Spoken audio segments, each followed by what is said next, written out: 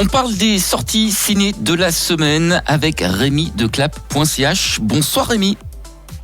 Bonsoir tout le monde, bonsoir Stéphane. Alors cette semaine, outre Le Trésor du Petit Nicolas dont nous avons déjà parlé la semaine dernière, il y a 3 nouvelles sorties sur les écrans valaisans, Rémi.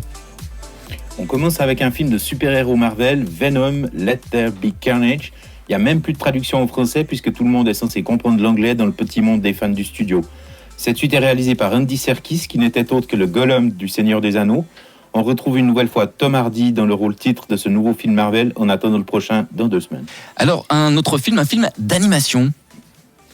Oui, Ron débloque qui compte les mésaventures de Barney et de son robot dysfonctionnel Ron dans un univers ultra technologique dont le film est une satire. Et puis une adaptation d'un roman d'Honoré de Balzac.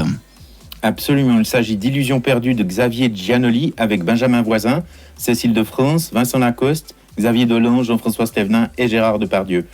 Lucien Chardon, qui change son nom en de Rubempré pour ne pas passer pour un plouc dans la bonne société du début du 19e siècle, est un jeune poète. Avec la complicité de sa maîtresse noble, Louise de Bargeton, il quitte sa province pour se rendre à Paris sur place. Il se retrouve seul et voué à lui-même. Il devient journaliste et va de désillusion en désillusion. C'est impressionnant comment ce film d'époque parle de la nôtre d'époque. C'est une critique sans concession du monde du journalisme. On constate avec effarement que les médias à peine naissants en 1820 sont déjà passablement assujettis au pouvoir et à l'économie. La première chose qu'Étienne Lousteau dit à Lucien en lui parlant de son métier de journaliste, c'est « Mon métier, c'est d'enrichir les actionnaires du journal ». Plus tard, quand il devient rédacteur en chef, il déclare « Ma ligne éditoriale sera simple, le journal tiendra pour vrai tout ce qui est probable ». Et Lucien sera adoubé journaliste en ces termes, au nom de la mauvaise foi, de la fausse rumeur et de l'annonce publicitaire, je te baptise journaliste. Tout est dit. Et cette manière de faire se retrouve à tous les niveaux de la société et même de la culture, comme le personnalise admirablement le personnage interprété par le regretté Jean-François Stévenin. Avec sa troupe, il se fait payer pour acclamer ou huer les pièces de théâtre. Tout cela montre combien cela ne date pas d'hier, qu'encenser le succès sur son aspect purement commercial plutôt que sur le talent des artistes.